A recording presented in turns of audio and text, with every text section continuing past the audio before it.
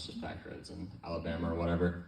And it's this straightaway, and you come up over this hill, and down over this hill, there's a stop sign right there with a straight left or right turn, and there's no like straight path. And they don't have a warning posted for a stop sign. They don't have like you need to slow down, or like, hey, there's turns coming up. They have nothing posted, so you go down over this hill.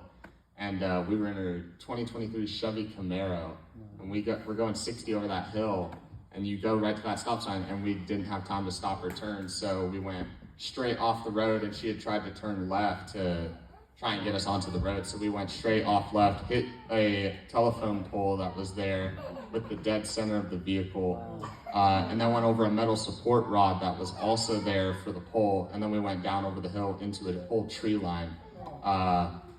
Dead center of the vehicle completely on the whole way, and basically all 5 airbags had deployed. Car was completely totaled. Wow. But we had gotten away with only minor bruising on like our bone. It was just like bone bruising or something like that. No broken bones, no like, internal bleeding or anything like that. And the cop literally told us, he was like, you had like a 100% perfect accident because the car did everything it was supposed to do. You hit the dead center of the car, which is obviously the strongest. And he was just like, you all are like completely lucky that you didn't come out of that with like way worse injuries.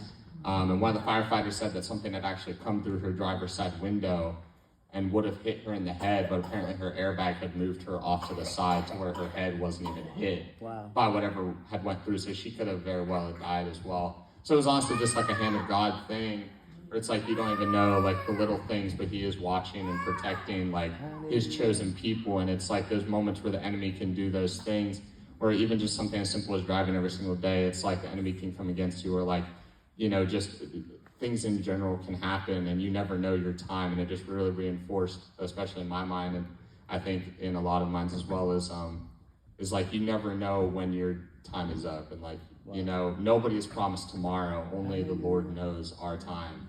So it's like always making sure that we're staying faithful and making sure that we are true to him, because we truly never know when it'll be our last time, or like, if we're gonna have tomorrow. So whenever you have those moments where you think like, oh, I should pray for this person, or I should go up to that person, like truly reach out to that person, because you never know if you're even going to see them the next day, or if they're even going to make it home from that day. And that's not to be like, pessimistic, or like everybody's going to die, all that kind of stuff. No, like we have glory in that, we have faith in that, knowing that we're going somewhere better.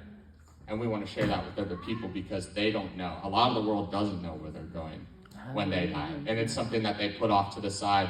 And even recently I was talking to some people that I knew, and they're very big into alcohol and like drinking and stuff, and one of the guys just like was talking to me, and he was like, yeah, I mean, I don't believe in a God and all that, and I just drink alcohol because like that helps me cope with my past, and that helps me cope with my problems. So I don't know where I'm going, but he's like, he lives by a philosophy where it's like, but did you die? That's his philosophy. So like he doesn't care what he does, because he's not going to take himself out. But if he dies, it's no skin off his nose. And it just made me feel so bad for him, because he's living his life okay with dying and thinking that he's just going to have nothing afterwards. Jesus. And it just really hurt me, because I was talking to him about it, and I just felt so bad that he, even not believing in God, still had a way to put his past on God.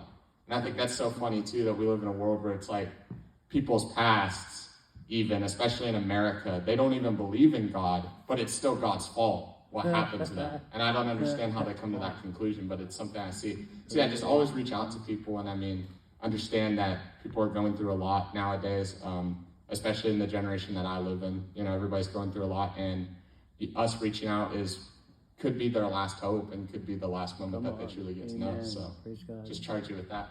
Yeah. That's good. Woo.